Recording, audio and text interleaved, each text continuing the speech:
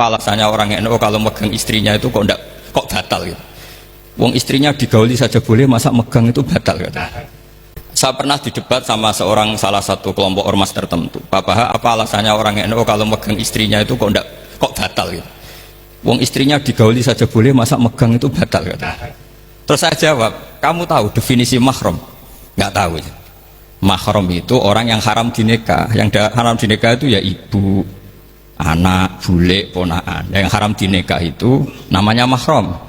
Justru istri itu namanya ajnabiyah, orang lain. Makanya boleh dinikah. Jadi statusnya istri itu orang lain, ajnabi, sehingga boleh dinikahi.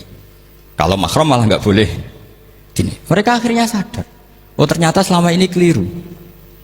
Membahasakan istri mahram itu keliru.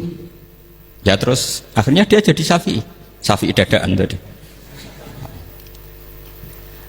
Pernah juga ada seorang kiai yang kepikiran mau mengharamkan atau menganggap ada bidah kalau orang haji itu rokok. Rasanya kalau kata pakar-pakar kuetar itu cengkeh itu wangi. Kalau cengkeh wangi berarti kalau haji rokok itu artinya pakai apa? Wangi. Itu hampir saja deal. Karena ya memang cengkeh itu wangi. Kemudian diingatkan sama kiai yang lain. Anda berani fatwa kalau orang Jumatan sunat ngerokok karena pakai pewangi? Terus, wah iya ya, enggak jadi. Jadi ini pentingnya ilmu itu konsensus. Sehingga saya bicara di sini pede bukan karena saya merasa benar, enggak, kan nanti ada yang nasah ini. Kalau benar ya sampean dukung, kalau salah ya tinggalkan saja, biasa saja. Karena kalau sampean sama-sama tadi saya sudah bilang tahta topkotin wahidah, kita tahta syekhin wahid, tahta mursyid wahid. Saya pikir ilmu saya dan sampean jauh-jauh lah. Kita beda jauh kan dengan Gus Naji karena beliau alim, bisa ngarang kitab banyak. Kalau saya jenengan kan ya sama-sama nggak jelas gitu ya, sudah pokoknya santai-santai saja. Pokoknya rileks saja. Yang jelas saya datang ke sini itu mau cerita kebanggaan saya sebagai orang pesantren, produk pesantren kalau kata Gus Barak tadi. Di kampus itu saya berkali-kali ketemu doktor, profesor, dan mereka umumnya itu orang-orang yang galau, yang gelisah. Dan lucunya itu mereka memposisikan saya sebagai penasihat.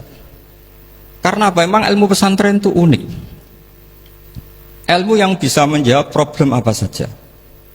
Mereka misalnya tanya begini, Pak Baha, saya ini orang kampung, yang bapak saya itu utun kan? Utun itu lugu. Bisa menjadikan saya doktor, saya jadi dekan, saya jadi rektor. Tapi setelah di kota, dengan sekian ilmu yang saya pelajari dari Eropa, dari Amerika, sekedar anak saya tidak narkoba itu sudah susah, kok ranking? Nggak dengar anak saya ditangkap BNN itu sudah seneng saya. Artinya apa? Dia sadar ternyata kearifan lokal yang dididik para kiai menjadikan anak-anaknya jadi profesor, jadi dokter.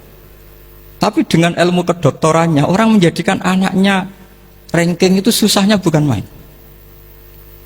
Karena nggak ada kearifan. Ilmu yang mereka anggap adalah dianggap ya, tentu tidak hakikat, eksak. Eksak saja sebetulnya tidak juga subjektivitas mereka.